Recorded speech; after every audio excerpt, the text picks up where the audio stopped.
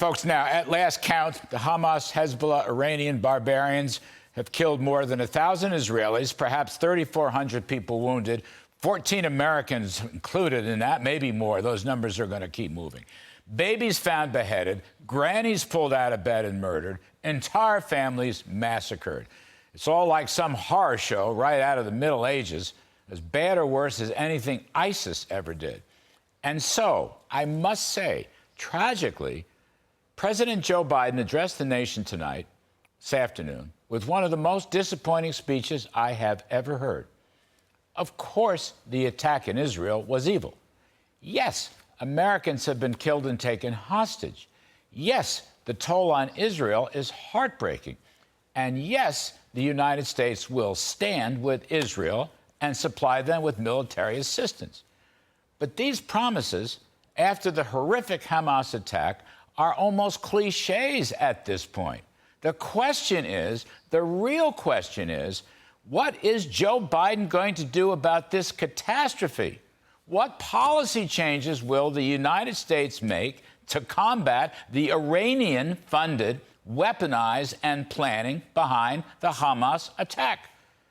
What Joe Biden has to do is completely reverse his failed Iran policy.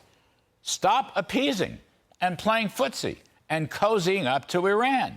Forget about the terrible nuclear deal and recognize the Biden administration has been financing Iran's war machine.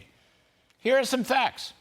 The $6 billion released by South Korea may be aimed at humanitarian assistance, but money is fungible, and it will provide breathing room for other accounts to promote war and terrorism.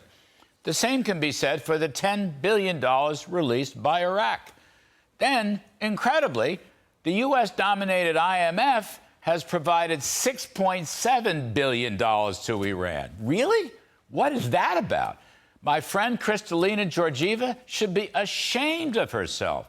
And then the Biden relaxation on economic sanctions, most particularly oil sanctions, has added another $30 to $40 billion of financial assistance to Iran to bolster their war chest. The total comes to $50 or $60 billion.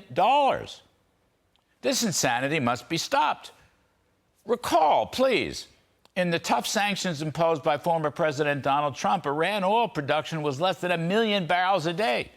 Today, it is above 3 million barrels per day, headed for 4 at oil prices ranging from 80 to 100 per barrel. Maybe a small discount to their biggest purchaser, China. That's no good. And then we don't know how much money Iran's making shipping drones to Russia. But we do know that the United States has stopped impounding the shipping vessels Iran uses to circumvent sanctions. We have not denied Iranian planes overflight rights. We have not closed Iranian banks with access to the West, nor have we stopped Iranian operations of European businesses. Why aren't we treating Iranian officials like they are and sinking Iranian naval boats that threaten international shipping? And from this, I want to give a hat tip to Senator Mitch McConnell. His very fine Wall Street Journal op-ed piece mentioned all that today. Look, if you cut off Iran and cripple its economy and stop its oil flows and end its financing, then you will truly help Israel by dealing a death blow to Hamas resources. Iran is the Hamas supply line. Got it? Why didn't Mr. Biden talk about that today? If he pledges undying support for Israel, he must unequivocally stop Iran.